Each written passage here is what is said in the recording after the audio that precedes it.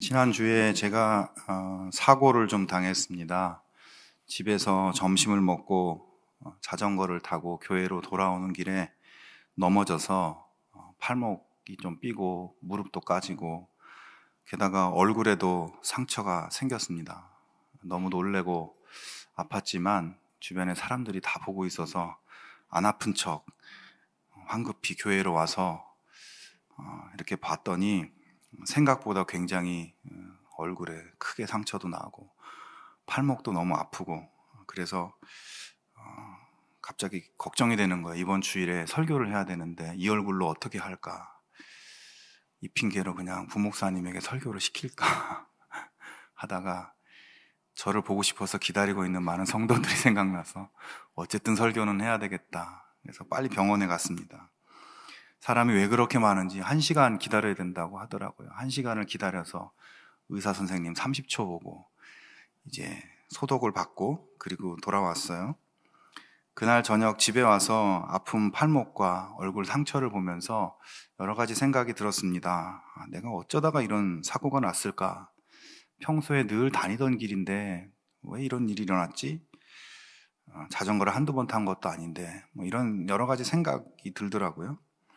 사실 그날 제가 탄 자전거는 평소에 제 자전거가 아니라 제 친구가 자전거 매니아인데 이렇게 바퀴가 좀 작고 이렇게 접혀질 수 있는 좀 고급진 자전거를 저를 한번 타보라고 주고 갔어요. 그래서 그거를 그날따라 이제 그거를 타고 이제 갔는데요. 요즘 경치가 얼마나 좋습니까? 단풍도 많이 들고. 자전거가 바퀴가 작아도 굉장히 안정적이고 확실히 비싼 자전거라서 너무 좋더라고요. 그래서 신나게 달리다가 이제 차도를 달리다가 이제 인도로 올라가야 될 일이 생겨서 인도를 꺾어서 이렇게 들어가는데 평소에 아무 문제 없이 다녔던 그 작은 턱을 이 자전거가 못 넘고 그냥 턱 걸려서 제가 붕 날아서 땅바닥에 구르게 된 것입니다. 평소에 별 사고 없이 다녔던 곳에서 왜 그랬을까 생각해 봤더니 이게 자전거 바퀴가 작으니까 그 작은 턱도 넘을 수가 없었던 거예요. 바퀴가 크면 이제 턱을 잘 넘어갈 수 있는데 그랬었던 것이죠. 그래서 신나게 달리던 속도와 저의 몸무게를 제 팔목과 무릎과 얼굴이 다 받아주셨습니다. 제가 이 새로운 자전거의 특성을 잘 모르고 그냥 마음대로 달리다가 이런 일이 벌어진 것이죠.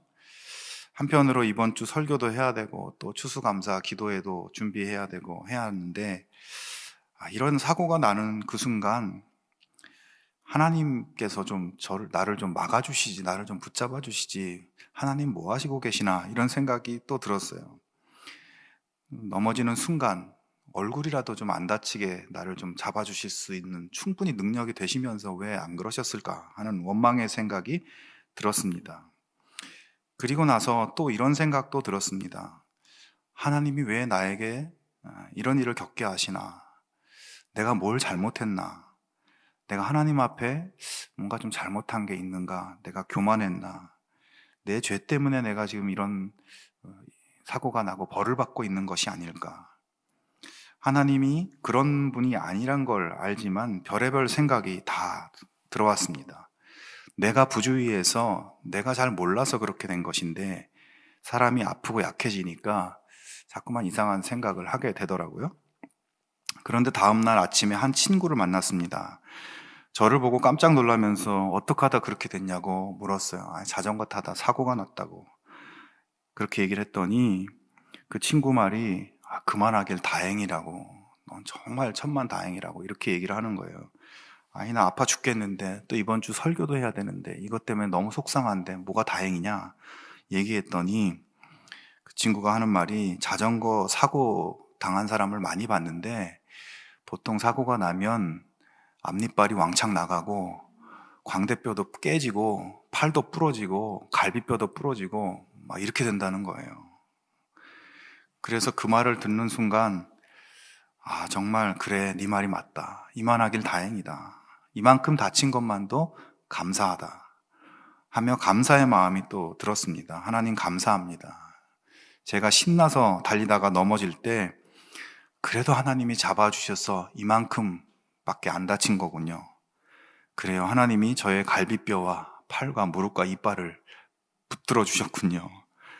보통 때 같으면 제가 그냥 넘어갈 텐데 병원에 또 보내주신 것도 하나님이시군요. 하나님 감사합니다. 원망의 마음, 또 이유도 없는 죄책감의 마음, 이런 마음들이 감사의 마음으로 바뀌게 되었습니다. 성도 여러분, 제가 이번 주에 겪은 사건은 비록 아주 작은 사고에 불과합니다. 인생을 살면서 그보다 더 심각하고 더 힘든 어려운 문제를 겪을 때가 있습니다.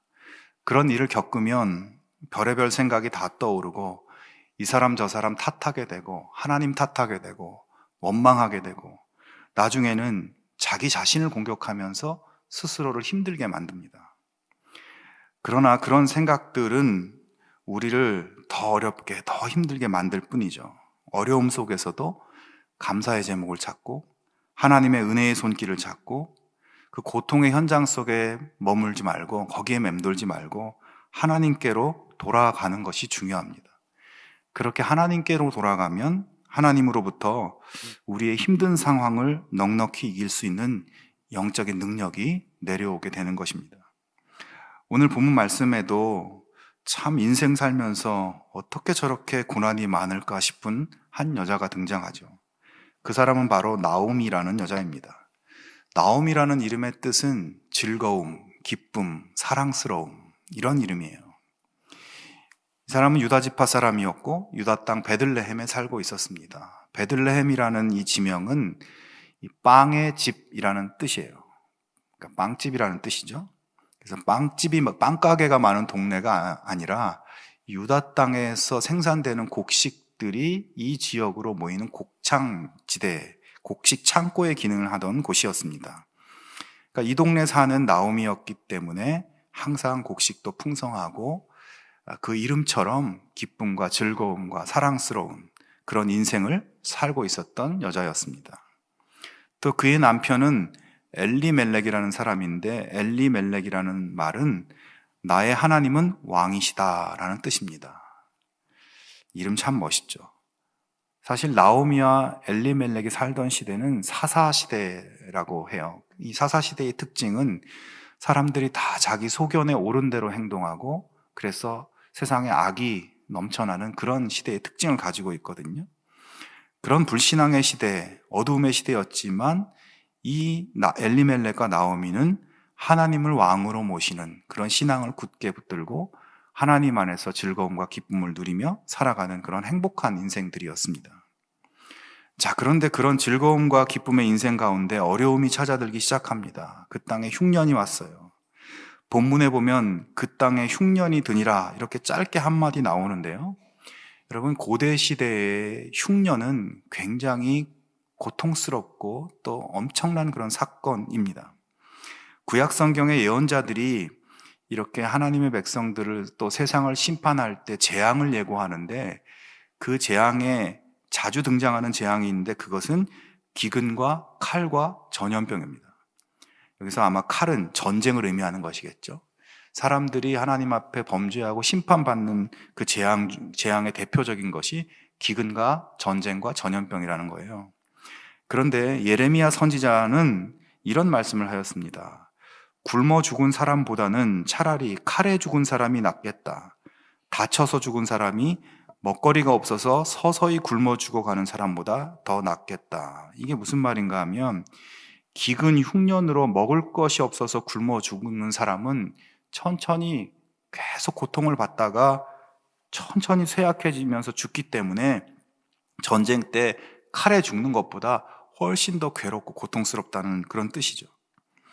여러분, 지금 우리는 먹을 것이 너무 풍성하기 때문에 기근, 흉년 이런 게 피부에 와닿지는 않지만 고대 시대의 이 흉년과 기근은 정말 상상하기조차 싫은 두려운 재앙이고 고통이었습니다.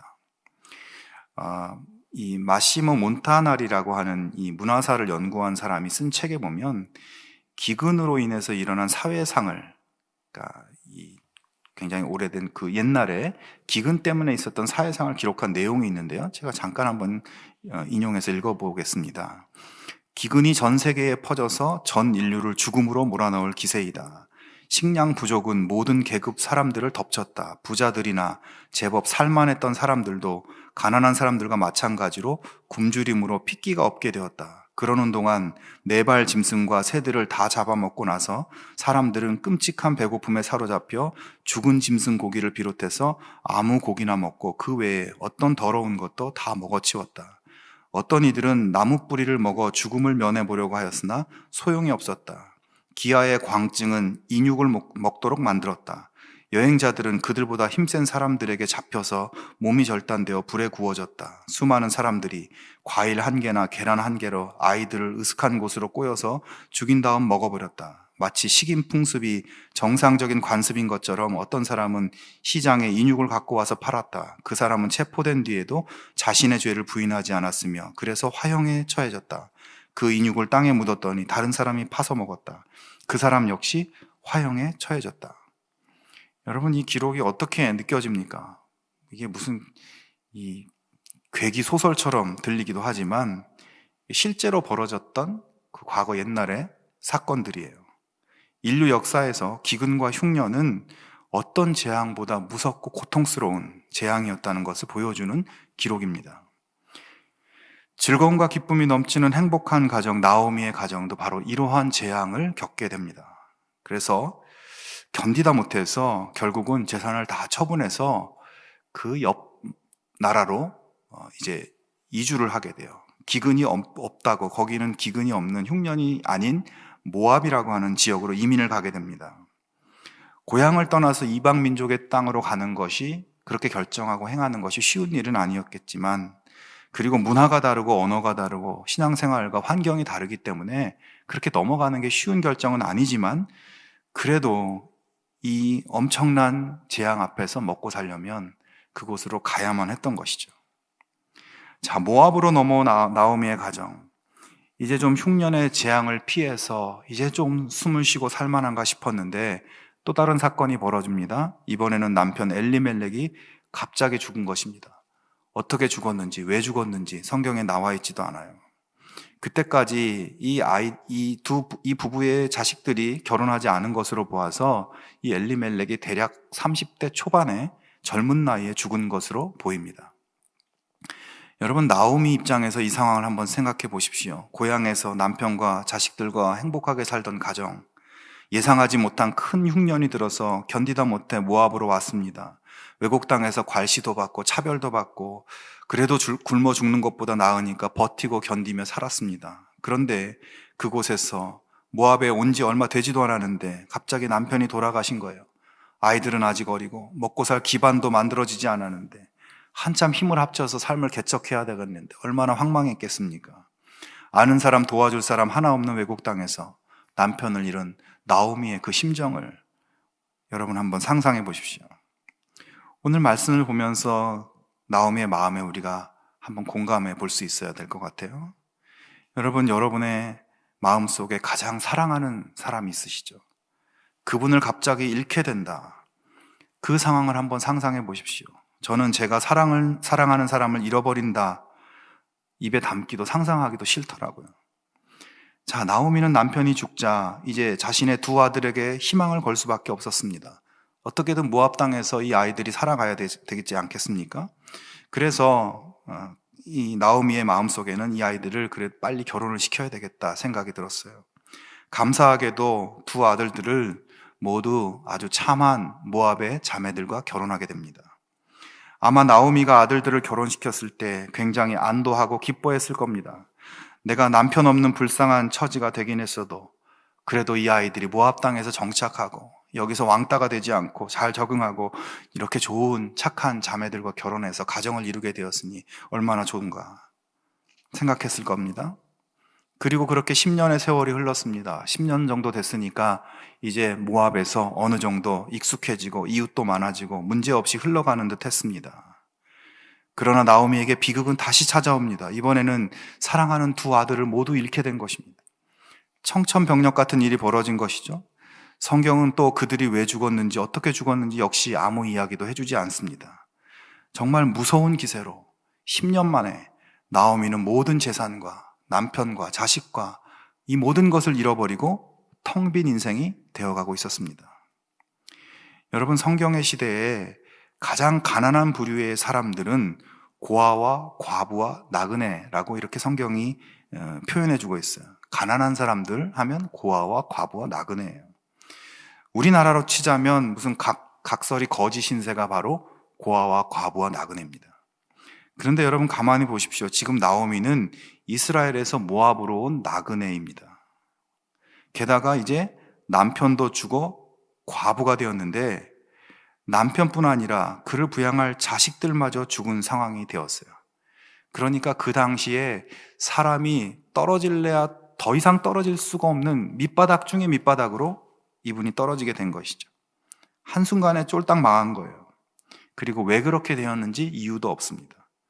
그냥 순식간에 고난의 삼중추돌이 나오미를 덮쳐버린 것입니다.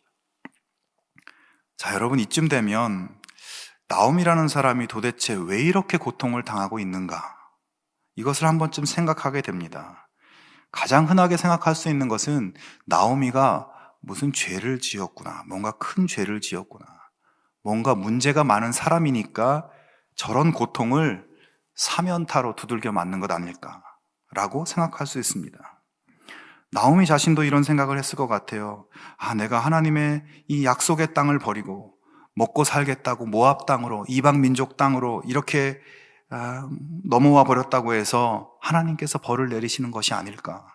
아무리 흉년이 들어도 하나님 주신 땅을 내가 지켜야 되는 것이 아니었을까? 그래서 남편을 데려가신 것이 아닐까? 하나님의 땅을 버린 죄로 이런 일들이 일어나는 것이 아닐까? 내가 내 아들들을 이스라엘의 자매들과 결혼시켜야 되는데 저 이방 민족 모압의 며느리들을 들였기 때문에 그것 때문에 벌을 받아서 내 자식들을 잃어버린 것이 아닐까? 정말 내가 죄가 많은 사람이라서 이렇게 된 것일까? 하나님, 그럼 어떡하란 말입니까? 이 엄청난 흉년 속에서 그냥 굶어 죽으란 말입니까? 먹고 살 길을 찾아간 것이 그렇게 큰 죄입니까? 그것 때문에 남편을 데려가고 하나님 그렇게 자식들을 데려간다면 이건 해도 너무하신 것 아니십니까? 하나님, 혹시 모압의 자매를 며느리로 맞아들인 것 때문에 애들을 데려가신 것인가요? 그게 그렇게 큰 죄인가요? 하나님 아시지 않습니까? 저 며느리들이 얼마나 착하고 순종하는 아이들인지 하나님 아시잖아요. 그 애들이 자기 민족에 좋은 형제들이 많은데 저같이 가난한 집안에, 또 외국 사람 집안에 이렇게 시집 왔어요. 가족들이 다 반대하는데 가난한 우리 집에 온 며느리들이지 않습니까? 자기들의 신앙도 버리고 우리랑 같이 하나님을 섬기는 아이들이잖아요. 모압의 며느리들을 들였다고 이렇게 아들들을 데려가시는 거 하나님 너무한 거 아닙니까? 아마 나오미는 처음에는 내가 내 죄 때문에 이런 고통을 겪는다고 생각했다가 나중엔 또 이렇게 하나님을 원망하기도 했을 것입니다. 여러분, 여러분의 생각은 어떻습니까? 나오미에게 벌어지고 있는 이런 일들을 우리는 어떻게 해석해야 할까요? 사랑하는 여러분, 우리들도 이 세상을 살다 보면 나오미와 같은 고난의 상황에 들어갈 수 있습니다. 즐겁고 행복한 우리의 삶이 한순간에 날아가 버리고, 잘 되던 사업이 휘청거리고, 건강하던 내 몸이 약해지고 깊고 깊은 절망의 절벽으로 떨어질 수도 있습니다. 오늘 아침까지 웃으며 헤어졌던 가족들을 저녁에 다시 보지 못하게 될 수도 있습니다. 나오미가 겪고 있는 고통은 나오미만의 것이 아니라 언제라도 바로 우리의 것이 될 수 있는 것들입니다. 그리고 지금 우리들 가운데에는 나오미와 같은 그런 고통, 이해할 수 없는 고통, 왜 이런 일이 나에게 벌어지는지 모를 그런 고통을 지금 겪고 있는 분들도 있습니다. 어느 날 갑자기 암이 찾아옵니다. 불치의 병이 찾아옵니다. 사업이 힘들어지고 위험해집니다. 늘 다니던 길에서 사고가 납니다. 사랑하는 사람들과 괴로운 이별의 순간이 찾아오고 왜 나에게 이런 일이 벌어지는지 이해할 수가 없습니다. 그때 우리도 나오미처럼 이게 나의 죄 때문에 이런 것일까? 내가 열심히 믿음 생활하지 않아서 이런 일이 일어나는 걸까? 하나님이 나에게 벌을 주시는 것일까 생각하기도 하고, 하나님 이거 너무하는 거 아닙니까? 원망하기도 합니다. 하지만 사랑하는 여러분, 반드시 여러분의 죄가 많아서 벌을 받을 만해서 그런 고통이 있는 것이 아닙니다. 하나님이 여러분을 미워해서 그러시는 것도 아닙니다. 많은 경우에 우리가 겪는 고난의 이유는요, 명확하게 설명되지 않는 경우가 많습니다. 성경에 욥이라는 인물이 있어요. 욥은 하나님께서도 인정하시는, 하나님이 자랑하시는, 하나님이 흡족하실 만큼 그렇게 의롭고 순전한 사람이라고 소개하고 있습니다. 벌을 받고 고난을 받을 만한 그런 죄가 하나도 없는 인생이었어요. 그러나 그런 욥이 엄청난 고난을 겪습니다. 모든 재산이 다 날아가 버리고, 자식들은 다 죽어버리고, 부인은 도망가 버리고, 자신은 병들어서 기왓장 깨진 것으로 몸을 벅벅 긁으면서 그렇게 연명해야 되는 고통 속에 살아갑니다. 도무지 그렇게 착하게, 그렇게 경건하게 살았던 욥이 그런 고통을 겪어야 할 이유가 없어 보였는데, 현실은 너무나 괴로웠던 것이죠. 고통의 이유를 아무도 설명할 수 없었습니다. 여러분, 오늘 성경 본문도 읽어보면 나오미가 그렇게 고통받는 이유에 대해서는 아무 말도 없습니다. 아무 설명도 해주질 않아요. 그냥 아주 빠르게 객관적으로 나오미에게 이런 고통이 있었다, 이런 사건이 있었다라고 보여주고 있을 뿐입니다. 저는 성경이 이렇게 기록하는 태도가 이것도 고난을 대하는 우리의 자세에 대해서 뭔가를 이야기하려고 하는 것이라고 봅니다. 고난의 이유는 우리가 다 알 수 없다는 것이에요. 혹시 이유가 있어서 설명해줘도 이해하기가 어려운 것들이 많다는 것입니다. 자, 그러면 우리 삶에 그런 고난과 고통이 있을 때 우리가 가져야 할 관점, 고난을 바라보는 우리의 태도는 어떤 것이어야 될까? 6절에 보시면 그 여인이 모압 지방에서 여호와께서 자기 백성을 돌보시사 그들에게 양식을 주셨다 함을 듣고 이에 두 며느리와 함께 일어나 모압 지방에서 돌아오려 하여라고 쓰고 있어요. 여러분, 나오미는 말할 수 없는 고통을 겪었습니다. 그런데 그 고난이 극복되기 시작하는 지점은 그가 여호와께서 자기 백성을 돌보시사 양식을 주셨다는 소식을 듣고 하나님께로 돌아오기로 하고, 돌아오는 바로 그 지점부터 그의 고난이 극복되기 시작했다는 것입니다. 불행을 당하고 삶이 텅 비어버리고 괴로울 때 그것을 탄식하고 원망하고 주저앉아 있는 것이 아니라 일어나 하나님께 돌아가는 것이 고난의 시기를 걷는 믿음의 자세라는 것입니다. 여러분, 룻기 1장에는 돌아가다라는 동사가 12번 나옵니다. 고난의 때에 자기 백성을 돌보신 하나님께 돌아가는 것이 가장 중요한 것임을 강조하고 있는 거예요. 여러분, 하나님이 자기 백성을 돌보신다라는 말씀에서 이 돌보신다라는 단어는 하나님이 자기 백성의 필요를 보시고 그 필요를 채워주신다라는 뜻입니다. 하나님만이 우리의 정확한 필요를 아시고 그 필요를 완전히 채워주실 수 있는 분이십니다. 나오미는 고난의 상황에서 자기의 고난을 해결해 주실 수 있는 분은 오직 하나님뿐임을 기억하고 하나님께로 돌아가야 되겠다고 생각하고 하나님께 돌아오고 있습니다. 여러분, 힘든 일, 어려운 일, 정말 충격적인 고통과 괴로운 일, 두렵고 떨리는 일을 겪을 때 우리의 모든 감각은 죄책감이나 원망이나 탄식으로 우리의 감각을 몰아넣는 것이 아니라 이 고난을 통과하게 하실 유일한 능력 되시는 하나님께 우리가 집중하는 것입니다.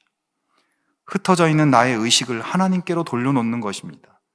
더 나아가서 고통을 통해 하나님께로 돌아오게 하시는, 그래서 하나님의 손길을 경험하게 만드시는 하나님께 감사하는 것입니다. 지금 우리가 몇 개월째 코로나19로 힘든 상황입니다.